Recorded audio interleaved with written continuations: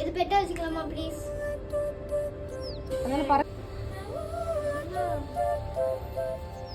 This is the main goal and audience.